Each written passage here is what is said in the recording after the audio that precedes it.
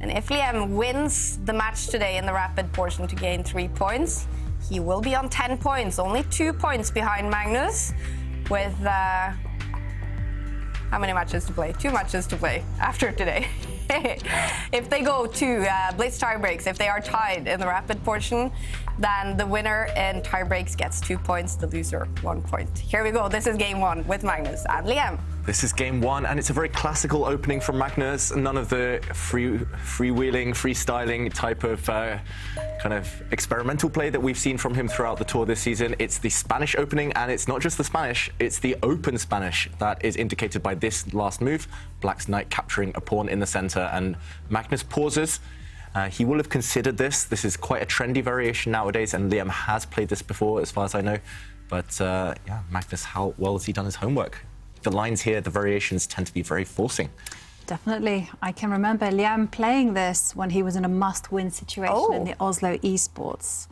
And did he win? No, it was a draw. Yeah, that was in the final day, in the final round, when Liem, if he had won that game, would have won the whole tournament against Jordan van Vries that game. That is true. So this is, what, 6 months ago now, maybe even more, but Liem has played this.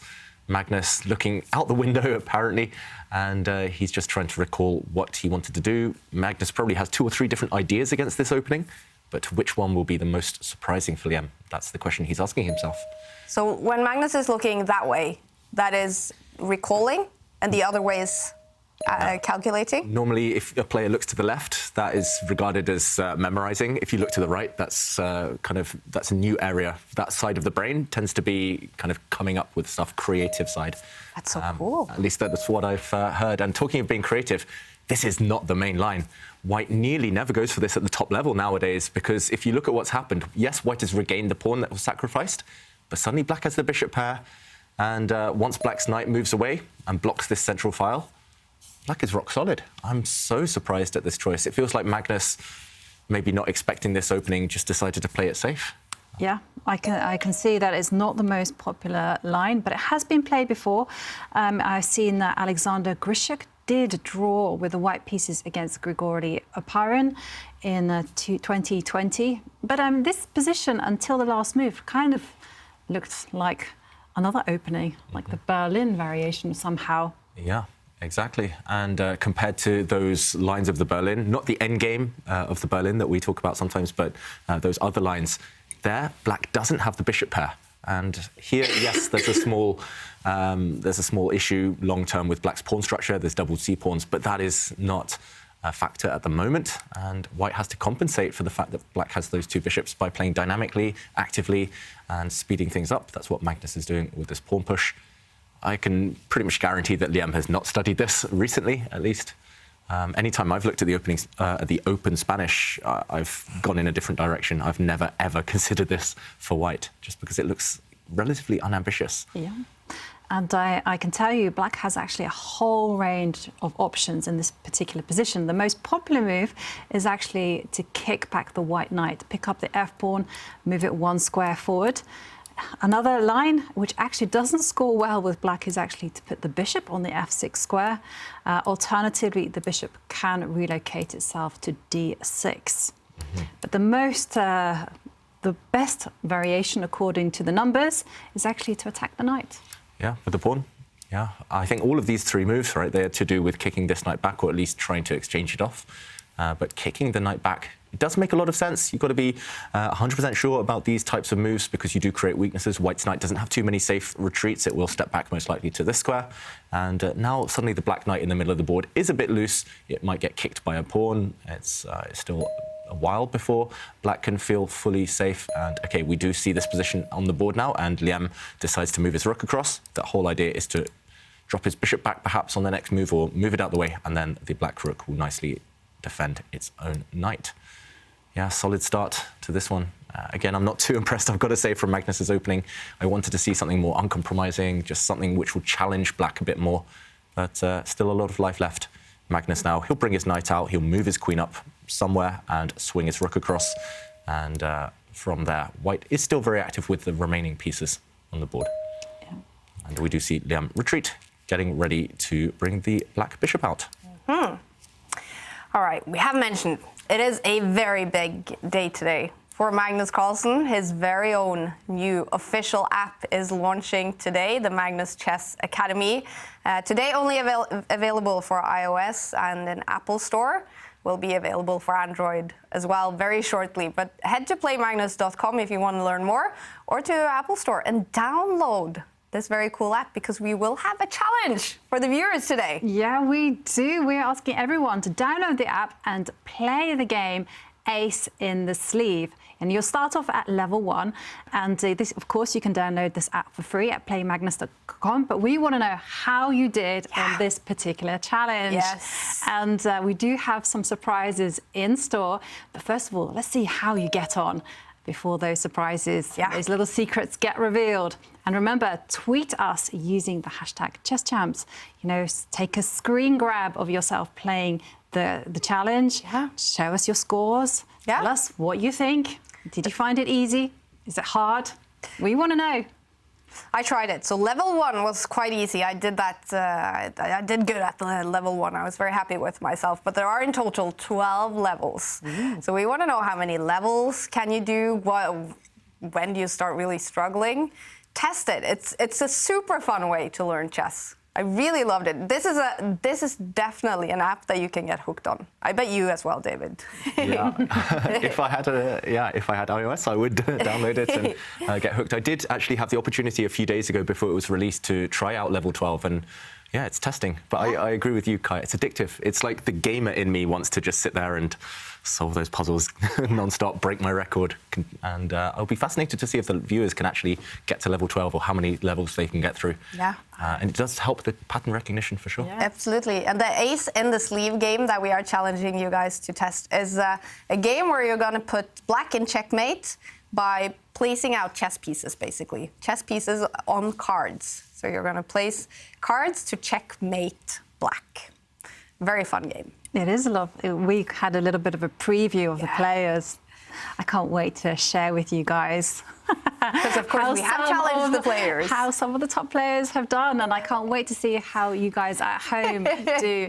And Magnus bopping away. Look at him. He's happy. It's a good time for him, wherever he is in the world, listening to music in Chessland. Yeah, he's much more awake this time than that previous match we saw against Liem. I'm not sure what he was singing. Maybe we can get some info into his playlist a bit later on, Magnus. But yeah, he's looking happy. And usually for Magnus, but for all chess players, if you're happy, if you're relaxed, you play well. And that's why he's been doing so great so far this tournament. Meanwhile, Liem just pushing a pawn. I'm expecting Magnus to bring his remaining rook in the corner over into the centre. At some point, White's middle pawns could step forward. Yeah, it's still a lot of life left. I think both sides have reason to be happy. Magnus, because he's got out of the opening without walking into some deep preparation. And Liem, because he's still solid as black. Yeah.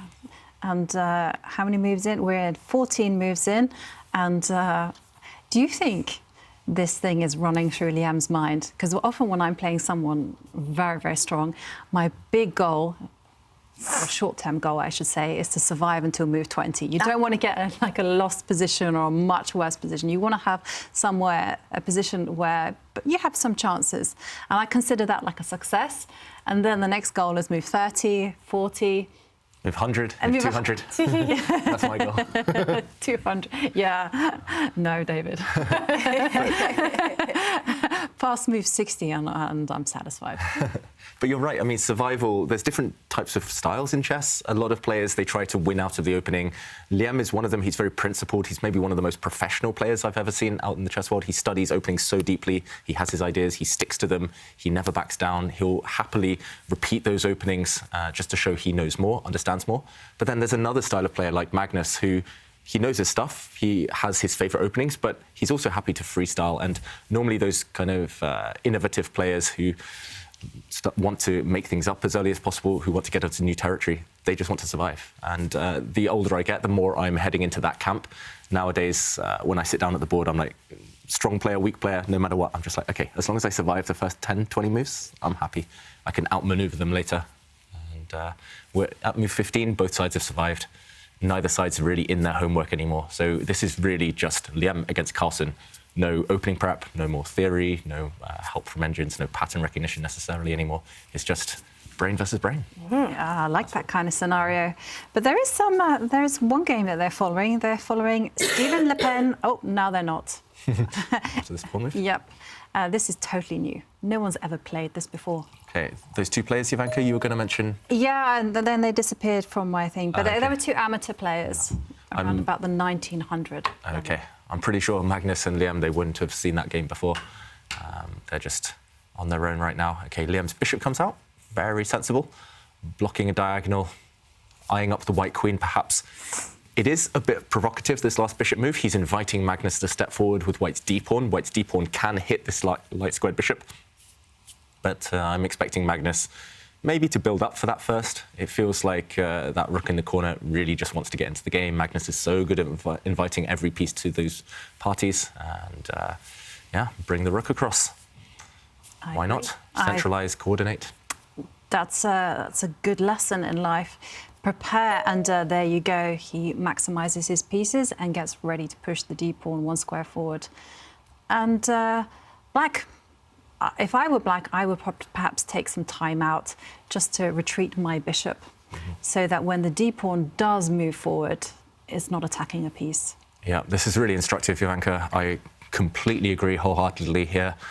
There is a big threat. If you look at white's pieces, they're all pretty much on their optimal squares right now. They're all perfectly placed. They can't really be improved. So it's clear Magnus is about to break forward, and Liem plays exactly the move you wanted. White's only idea to break forward is to push in the center with d5, hitting the bishop. So why not step back? And when this does happen, I'm pretty sure it's going to happen now.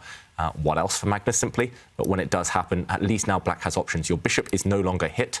So yes, you can take and open things up. But if you want to play a calmer position, then you can just block, which you wouldn't have been able to do if your bishop was vulnerable on this e6 square.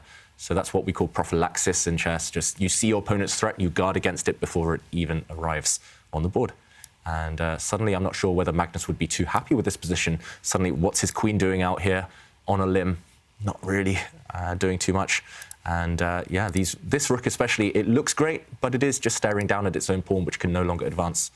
So I really, really love that last move by Liem. I think really instructive. A lot of people would have been carried away, maybe move the queen, maybe move the rook, I don't know, move the knight. But no, just step back and ask the question, what are you actually going to do? Now you have no more direct threats. And yeah, great move by Liem. This is what makes him so classy. He's great at dynamic play, but he can also take time out with these little sophisticated maneuvers. Yeah.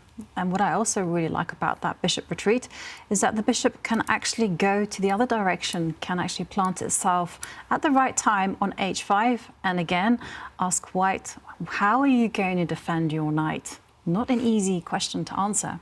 Yeah, that could be an annoying pin later on in the game. And meanwhile, black's next two moves, if white does nothing, are very straightforward. Black's just going to move his queen, then shift, kind of shuffle his rook across one into the center. But what's white doing? I don't see any idea for white at all here, other than pushing in the middle. Yeah, suddenly, yes, the evaluation bar says 0.1, but white's plans are quite mysterious. It's very simple for black to play. So you're liking this better for Liem, basically. I'm also biased, Kaya. You know me and my two bishops. That's true. These two pieces could become fantastic later in the game if they're allowed to break out of the bind. And Magnus, he's thinking now for over 2 minutes on his next move. We're going to go to San Francisco, where Tanya is with a player that actually participated previously on the season of the tour. Kaya, it's a fun day here at the venue. We've got so many chess enthusiasts, players here with us discussing everything that's going on in the tour with the players' forms, how much in shape Magnus is, just the way he's played so far. And today we've got a very special guest joining us. It is the US Junior Chess Champion. He did make his debut at the Champions Chess Tour this year, earlier at the Julius Baer Generation Cup. Impressed us all with his phenomenal performance. Christopher Yu. Christopher, welcome. Thank you so much. It was very fun to play at the US Championship. Despite it not ending that well, I still had many good games, and it was really interesting to face the top players. And it was definitely a new level I hadn't really experienced before that event, because before that event, I had mostly only played like other people around my rating, like 2,500 or 2,600. So it was actually a lot more fun to play these top players, to be honest. And Christopher, we were so impressed with you qualifying to the knockout stages of your first event. What did that mean for you? Yeah, I was elated. I was jumping up and down when it happened, especially since I had lost the first 2 games of the tournament and I really wasn't feeling so great. But after losing the first 2 games, my form really picked up and somehow I managed to come back and make it to the knockouts.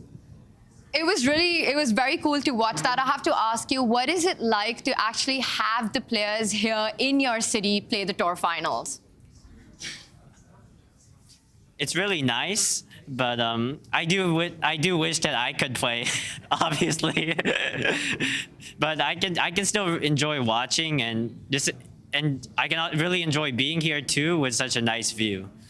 I completely agree about the view, and I have to ask you that at the US Championship, you made big headlines when you beat Wesley as well, but there were so many stories, especially that incident with Sevian breaking off the king against Hans.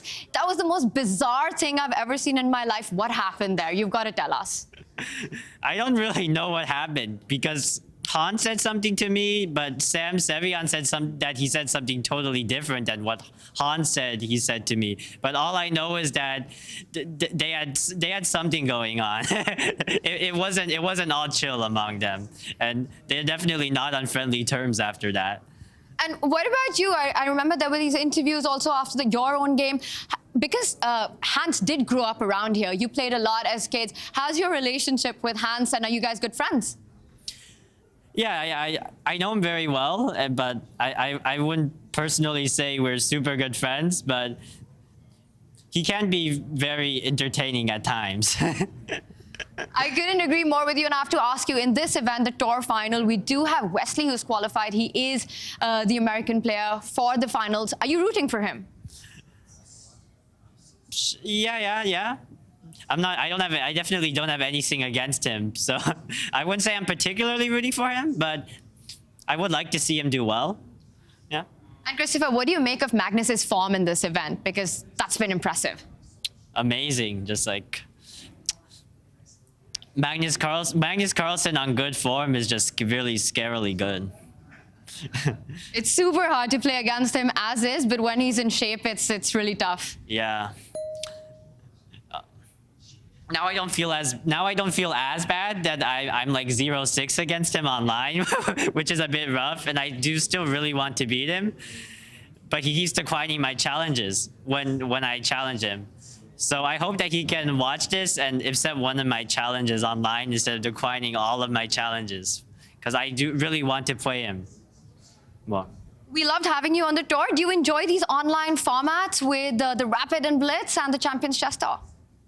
Yeah, I really enjoy these formats, and I would personally say that I really like playing in these formats myself. So I hope that this keeps happening, and that this tour goes on many years in the future. Well, as do we, and we've got chess action on, so we're gonna head back to the studio.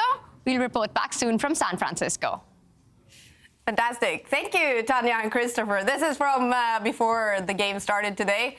Christopher, you was lucky. He got to test out Magnus Carlsen's chair inside the Shack 15 arena. A grandmaster himself, of course, but for a young player like him, Magnus will be a big idol, right? Yeah, of course. Magnus is a big inspiration to many young players and actually to several chess players over the world.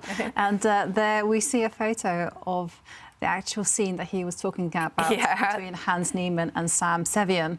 They did talk about that very strange moment. Tanya called it the strangest moment she's seen in chess in her life, when Sam Sevian broke off the crown of the king in the middle of the game against Hans Niemann. That was so bizarre. Yeah, it was actually Hans Niemann's move, and then Sam, as white, just picked up the opponent's king while the clock was ticking, just snapped off the cross on top of the king and just started fiddling with it as if nothing had happened. And there we see Hans, just his surprise. And it's really fascinating, Christopher giving some insight there, which I don't think anyone knew around the world. This is like breaking news. Yeah. There was actually some personal stuff between them, because afterwards the players, they were like, oh, no, it's just a misunderstanding, but apparently something going on behind the scenes there. Yeah. strange moment. And we all know there has been moments between Magnus Carlsen himself and Hans Niemann this season, both in St. Louis Sinkfield Cup and on the tour. But here Magnus is fighting to win the tour finals. He's already the winner of the Meltwater Champions Chess Tour 2022. Will he finish off with winning the prestigious tour finals? Before we headed to Tanya in San Francisco, you kind of liked it for Liem, the position. What do you think now after a few moves? I still think black is fine, but suddenly things have changed. The center, the tension there has resolved itself, and now Liem is pushing on the queen side. And maybe we can jump in just to show what has happened, how that situation did clarify. So this is the current position, but we left it here a few moments ago. So we did say that white is going to break forward in the center. Black blocked it up. Here, Magnus brought his bishop to a more active square. This is a clear target, the base of black's pawn chain. And therefore, Liem said, OK, I don't want to tolerate this tension any longer.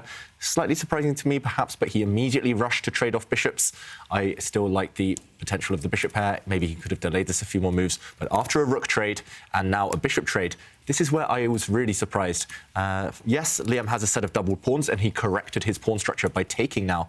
But suddenly there are weaknesses, especially this black pawn. Watch out for that one being a weakness, a target later. It's a clear backward pawn. Magnus now just improved his rook to an open file, and Liem immediately broke out, sacrificing a pawn temporarily. We see an exchange here. Magnus capturing that sacrificed pawn. It is defended, remember, this knight by the white queen. And after a pin, the moves are coming thick and fast, but white defended. And after a trade of pieces, look at white's pawn structure. It is a bit ragged. It is ruined here, doubled pawns, isolated pawns. But how can black take advantage? It's not 100% clear. This black knight especially, not really joining the action anytime soon. It takes 3 or 4 moves to hop around and threaten those pawns. Maybe Liem's idea is to come with his queen to one of these 2 squares. I guess the first target has to be the advanced b pawn. What do you think, Ivanka? Does he have enough compensation? It's a very difficult position, actually, because I have to say Liem's last move was actually my first move of choice, but I was wondering what's going to happen once Magnus just starts launching forward his rooks, and since he just cannot preserve the pawn on b5, he might as well maximize his pieces.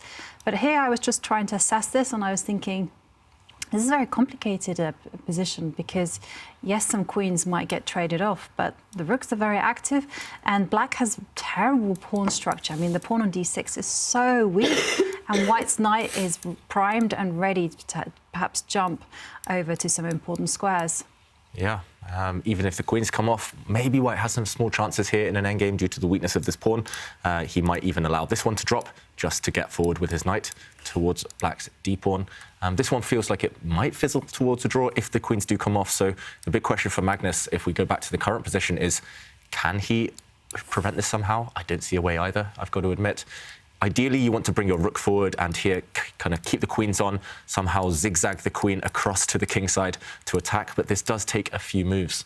And meanwhile, black will start gobbling up even more pawns. The one good thing about black's knight, it's not on a great square actively, but defensively it's very decent. It covers some key squares. Knight on f8, no mate, and it can always come out and block any threats. Yeah, maybe Liem is just about holding. It does look a bit scary, the king and queen. We've seen this scenario so many times of the queen kind of divorced from the king, just so far away on the other side of the board, and then there's a direct attack against the king. She can't defend.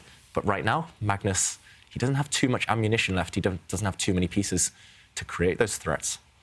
So maybe, just maybe, Liem has calculated his way to safety. Okay. Important game, important match. This one, Liem, he was able to destroy everything for Jan-Christoph Duda yesterday when he beat him in that match. Duda was in shared lead with Magnus heading into day 4 yesterday.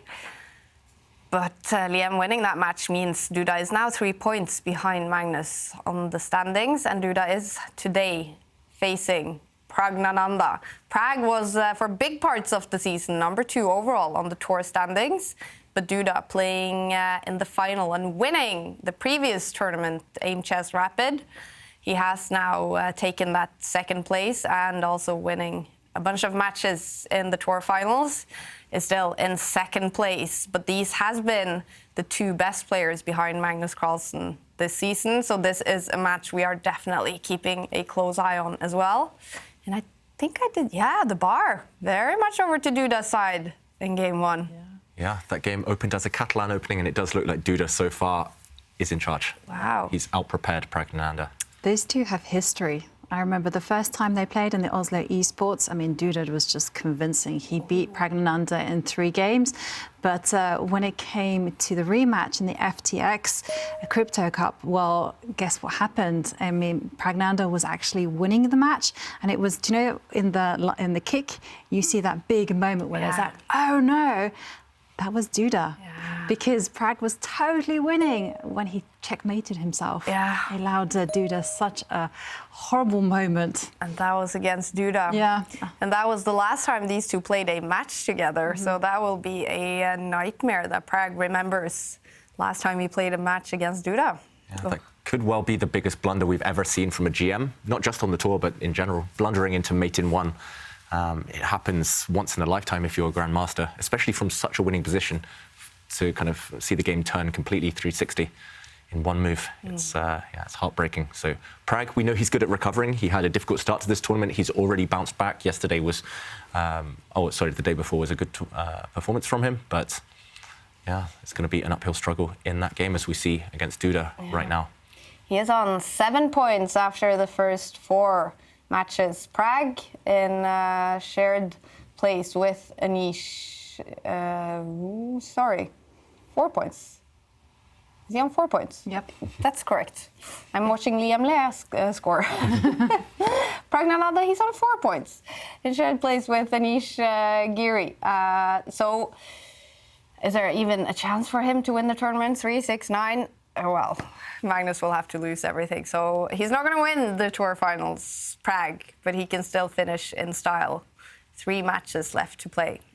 Yeah, I think it was just the top 4 and the top half of the table who still have some chances. For Wesley, it's not going to be easy. He relies on Magnus losing a couple of matches. Everyone at this point relies on Magnus slipping up. But I don't think he's going to slip up in this game. It does look like, despite the simplified material, it's only white really who can play for advantage. It feels like black is the one who has to be quite accurate. There is a trap on the board as well. And I don't think Liem will fall into it, but just to show this elementary trap, don't get greedy. Before you can capture anything in your opponent's camp, you should always double check to make sure they haven't set up a nasty surprise for you. Queen takes pawn. It looks like the pawn was undefended, but look at the queen, look at the rook. They're lined up on the same file, and they can be skewered now by white's rook stepping across. And the white rook is protected, so here black would lose material. If you move the queen out the way, the black rook drops, and if black takes the white rook, here, it's actually level material, but for sure, the queen is superior to the black rook and knight. Black's rook and knight are just not combined. They're not coordinated. If they were, maybe they could hold, but white's queen will just jump in, grab some pawns, and win the game. So, right now, I'm not expecting Liem to blunder. The fact that he paused, and he's been thinking 2.5 minutes now, means he, for sure, is not going to capture this pawn. And the big question for him, then, is what else can you do? You don't really want to move your knight. If you move your knight, then the white queen can jump in with a nasty check. This would be incredibly dangerous. If you can't move the black knight, where do you really want to push the rook to? It looks pretty good right now. So how do you even improve your position? Maybe you have to improve the black queen. But again, where do you put her? Lots of questions here for Liem. And meanwhile, Magnus has a clear idea. That's to jump in with his knight and target this big weakness on d6. We called it earlier on when he took with a pawn on this square. We said this is going to be the target for Magnus, and he's going after it. Instructive play from Magnus. I agree with you, David. It's the black queen that needs to be moving, and she needs to get out of the way of her rook.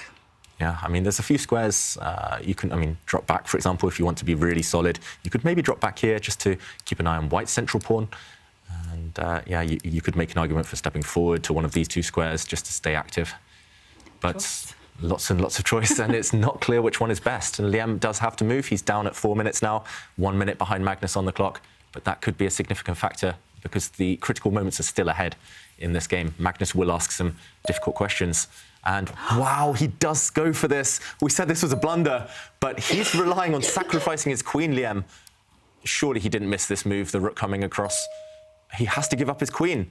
We said that this was losing, but does he really believe that he can build a fortress here? How can you hold this position when you have such a weak pawn, when your rook and knight are so disconnected? Maybe he's evaluated this better than us, but it would be a shock now to me if he can hold the draw. It's only 2 results now. It's either white winning or a draw. Black has to somehow curl up into a ball. He has to somehow retreat his rook maybe to defend and cross his fingers and hope. Wow. To me, this is the Magnus effect, because in the position until he played this queen sacrifice, I mean, everything was fine. He didn't have any problems. But I mean, I have to say, I do like Liem's last move, using all his pieces, but still, this isn't necessary. It's only Magnus who's going to be able to win this before, you know, anything could happen. Yeah, I mean, yeah, you're definitely just fighting for the draw now if you're Liem. I'm so shocked, I'm almost speechless, I've got to admit. I think his idea is, for example, if the white queen comes to target this pawn, black's rook is just in time to slide back, and it's still hard to pinpoint weaknesses in the black camp that you can target. White is just playing with the queen, but Magnus is trying to get in from this angle. The black rook drops back, and look how passive black's pieces are now. Black's rook is stuck. However, it's defended by the black knight, and these 3 pieces are basically going to sit on these 3 squares for the rest of the game, and he's going to hope that white can't break through. It's so funny, Magnus himself has held a fortress this tournament. We've seen a couple of other fortresses, but now Liem, he's trying to say to Magnus, yes, they do exist. Yes, you can't break through. And the evaluation bar seems to agree that black is holding. It's going to be a tough slog now to defend this one. Yeah, I agree with you there, David. And also, I'm just thinking about the psychological effects, because it goes to show that Liem is just very happy with the draw. He wasn't interested in fighting a game with 3 results possible. Instead, he was just like, OK, I respect your skill, your genius, and I'm just simply going to hold the position tightly. I would be feeling very positive about the match if I were Magnus. But what is the most likely result right now if you guys just walked in and saw this board? Is it a win for Magnus, or is a draw still the most likely? Somewhere in between. I would say that maybe this is a draw 60% of the time and Magnus wins 40% of the time, or maybe it's a draw 70-30, roughly around there. So I was going to say that black has to just sit still and wait, but now Liem is happy to actually try and go active. He's trying to get his knight forward. He's trying to capture this pawn. He is, however, giving up his pawn in the center, but I think he's OK with that right now. I was going to say, surely white can just grab this pawn, but after the black knight captures, suddenly white has created a passed pawn, yes, but it's still going to take a while to advance. For example, black can just retreat his knight, and even if you give up another pawn, maybe this is the fortress that Liem is relying upon, the black knight on a nice outpost here. You can never kick it away with the white pawn anymore, and he will just slide his rook across and say, OK, you're not advancing. He still looks a bit shaky to me as black, but he does have a point. It's going to be difficult to dislodge that black knight. What do you think, Jovanka? Is he going to hold this one, Liem? And we might be headed in this direction, actually. Magnus is going for this pawn. Yeah. I mean, it's very clever by Liem, but I do feel it's a tad on the negative side. Yeah. And I don't think it bodes well for the match situation. Yeah. Yeah. Normally, the players who beat Magnus, they're playing for the win. They're aggressive. They keep all 3 results open. You very rarely beat Magnus in a match, as you mentioned, Jovanka, in this type of format by just playing for a draw. Maybe he'll play for a draw with black and try and go for it as white, Liem. Maybe that's the strategy, but not too positive stuff from the Vietnamese player. Now I'm expecting him either to use this square or this square. The goal is to get the knight onto e5. That's the square you want to keep the black knight on. You just have to simply stop white's pawn. White does have a passed pawn, and those are killers when you have a queen to kind of shepherd that pawn forward. But, OK, I think he can defend. He's still within the realms of a fortress. OK, Liem is fighting for a draw in this game. Magnus Carlsen, is this like a typical Magnus game where he can sort of grind and... No risk. Yeah? Oof, he pushes a pawn forward. This is, again, it just feels like... Look at that, yeah. You're weakening your position. If you want to hold a fortress in chess, you kind of have to just curl up into a ball, sit there, just defend your squares, be patient, just wait, and hope your opponent can't break through. You can't lash out and push pawns like this. Now the black F pawn, the pawn in front of the black king, that one is a target long term. It's a bit softer. It's a bit more vulnerable than it was earlier. yes, you've got your knight on a good square, but you're defending actively when you can't defend actively if you're material down like this. White can just move the queen out of the way now and start pushing this pawn forward. Oof, I don't like it. The valuation bar agrees. Sometimes human instinct is enough to tell you that this move is too risky. It also shows some inconsistencies, actually, exactly. because right at the beginning, you know, when he went into this ending, it seemed to me that he was going to curl up in a ball. Then he went active with a knight and said, hey, you can take my big asset, the d6 pawn that held the position together. But still, you know, and now he's playing, it feels like he's trying to keep his pieces active, but that's not part of the plan, you know. Even a bad plan is better than no plan, you know. And the plan was to simply hold. And he's just impatience. Yeah, he's changing his mind on every single move, right? He gives up a queen, gaming for the fortress, then he's like, no, I'm going to try and win with my active knight. And then he should just retreat, go passive again, but he's like, no, I'm going to go active again. It's like an identity crisis for Liem. I think it's not in his nature as well. I've grown up alongside Liem. He's just 1 year younger than Magnus, myself, and others. We played him in all these age groups, and he was always very active. I very rarely ever saw him just sit still and hold passively. It's just not in his nature. So, unfortunately, the position demanded that he kind of curl up into that ball. But now, OK, Magnus pushing forward. Already, the position for black is starting to creak. Magnus could have moved his queen. I was a bit surprised there. That would have been the most logical. White has to win this game, if you want to win it as white, by pushing your passed d pawn forward. But first, he's just trying to soften black up even more on the king side with these pawns on the right flank. So he's trying to undermine the pawn protecting the black knight. So black cannot capture this white pawn that's just moved because the white queen will come swoop back and take the black knight. But Liem does have one move now. How can he take advantage of that? And he's going active. Again, it's his style. He's staying true to himself. But is that what the position requires? Is that the spirit of the position? He's going after pawns, but even the pawns near the white king, they don't matter. It's all about the white central pawn. That is the only way that white will win the game. So I would rather have eliminated that white central pawn than go for the pawns near white's king. Yeah, and looking at the bar, hates it. Doesn't like this strategy from Liem. And I agree, you know, the d pawn is very strong, but also I suspect that Magnus is going to go about opening up the black king and just subjecting him to some checks from his queen. And the queen is such a strong piece because she can lose time. The knight and the bishop are less flexible. Knight and the bishop? Knight and the rook. They can't lose as much time as the queen. All right, so Magnus, he is definitely trying to checkmate the black king, and that's exactly what we are asking you guys to do in our challenge for you today. Magnus Carlsen is today launching his very new official app, the Magnus Chess Academy, and within that app, there's a bunch of games. We are challenging you in the game called the Ace Up the Sleeve, where the aim is to checkmate the black king using a bunch of cards. So test the game, download the app, first of all, the Magnus Chess Academy, test the game called Ace Up the Sleeve, and let us know how you do. How many levels can you do? What level do you start struggling at? It's a fun game. I want to know their scores. Yeah. I mean, every chess player always asks that. You know, you say, oh, we're playing a tournament. Oh, what was the score? So I'm going to ask the same to you guys at home. Tweet us your score. Tweet us what level you're at. And whether you're enjoying the game. I can't wait to hear their feedback. And I bet you, when they see how the players get on, no one will be able to resist. Oh, they're going to be motivated to beat Magnus Carlsen's score. We're going to reveal after this game how Magnus did in that game. And just to clarify, the app is called Magnus Chess Academy, and the game within the app that we want you guys to try is called Ace Up the Sleeve.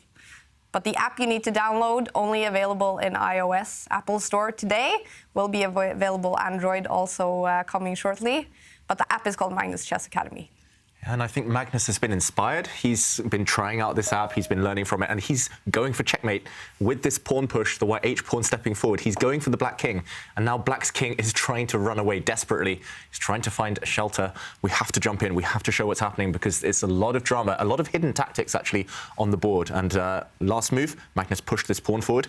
It looks like this pawn is up for grabs. You can capture it with the black knight. You can create an escape square for the black king. However, now black's knight is so far offside, it's on the edge of the board, it can no longer run back in time to stop white's pawn. This would be a check, for example. And if the black king moves, the white pawn steps forward. And just to illustrate the danger, if black's rook blocks, then white's pawn can step forward, giving up the white queen and making a new queen next move, because black's knight is so bad. Meanwhile, Liem didn't go for this. He decided, OK, the black king is in some danger from some checks. He wants to run in front of the pawn. He's going to try and use this pawn as shelter. But Magnus says, OK, you can do that. I don't care. I'm just going to take a pawn. And even after black grabs this pawn with check, he just steps back. And now it's all about the d pawn. I think if black can give up his knight for this pawn, there might be some chances to hold the game. But Magnus will try and force the win of the black rook for this white pawn. Yeah, and unfortunately for Liem, it's not just the d pawn that's running through. The black king is also incredibly vulnerable. So if the rook, say for instance, tries to get behind the passed pawns, after all, that's a good defensive technique, then the queen will come into the e7 square, and that's bad news for black because the king is going to get hunted down. Yeah, you have to start running forward now, and this will end in disaster. I mean, white can start grabbing some pawns already. I'm not sure whether white wants to take immediately, or white can just step forward. And now there's no path for the black knight to come and stop this pawn. This pawn is simply promoting. It will cost black his rook, and white will win. A queen versus knight is very simple victory. So Liem now, he's only got 20 seconds left, and this is the current position. He faces two threats. The biggest one is this check, so he does prevent it. He brings his rook across, but how's he going to stop the second threat? White's pawn can just move. You can start pushing already. This looks terminal. Yeah, it's good to go, and there it is. Passed pawns must be pushed, and the knight does jump back to attack the queen. Yeah. And there you go, a check on the board. And it looks like a deadly check when the king moves. When it starts to run, white's queen has a bunch of squares to choose from, but it could, for example, use this square. It pins the black knight along this line, and it's grabbing this pawn. Next move, you just step forward, and it's going to be game over. It looks like this pawn is going to cost black the game. And it's all because he went too active. Look at how poorly coordinated black's pieces are now. Earlier, they all protected each other. Suddenly, the knight, the rook, these are pinned. The black king off on the other side. In order to hold a fortress, in order to defend an endgame against a queen, you need to defend all your pieces. They need to protect each other. You have three pieces against one, after all. Use them together. Don't just put them randomly on the side of the board, even if you're grabbing some pawns. Look at black's king. He is getting active. He is grabbing pawns, but after this move, you're running through. For example, if the black king moves again, white will make a new queen, and after the black knight captures, it's not the knight you take, but it's the rook, and you can no longer save the black rook. Yeah, here it's just a cleaning up process. You just slowly go and win all these three pawns, and then eventually white activates his king and goes for checkmate. Wow, Magnus Carlsen on fire, probably winning this game. That will be his 8th win in a row. And that's a record. 7 was a record. 8 is a record on the Meltwater Champions Chess Tour. Yeah, and there seems to be something very lucky about Magnus. You know, he seems to be getting a lot of sometimes shaky positions, sometimes, you know, as we saw earlier, it was dead drawn positions, but the opponents are all going wrong. So someone seems to be smiling on him. And there we see the king step forward. The black king is also following suit. And are we going to see a move like queening? Or are we going to see something flashy? Yeah, so I do like what Liem's done. He somehow tricked Magnus into the white queen no longer pinning the black knight. There's a few ways you could play this. I would be tempted to bring the white queen back to start kicking the black rook, just to ask it whether it has any safe squares. If you want to play this safe, I guess you can make a new queen. As you mentioned, Ivanka, you can promote. That will cost black his knight, but then we'll see an endgame of queen versus rook and 2 pawns. It is winning for white. Black's pawns are too far forward. There's no fortress there, but there's no rush. I guess you can make a new queen anytime you want. You can win that black knight anytime you want. So Magnus first, he'll test Liem a bit, and he's forcing Liem to give a couple of checks. Ooh, suddenly, yeah, black's pieces are at least active. They are at least coordinated again, the black king and rook protecting each other. But is there a knockout blow? It should still be winning for white, but at least black is now threatening to give some nasty checks. Black's rook and king have caged the counterpart, the white king. And that's why Magnus gives a check. But the king is going to step to the side opposite the white king, and then checkmate is threatened. Yeah, suddenly it's no longer one-way traffic. Should still be winning for white, but Liem is defending really well. And Magnus, he still has to be very accurate here. I think he should have kept it simple. I think you're right, Jovanka, just make a new queen, win that black knight, and then focus on hoovering up, focus on winning those black pawns. Okay, Liem retreats. And how will he finish this game off now? It's not totally easy. It's, okay, maybe it's just a matter of taking pawns.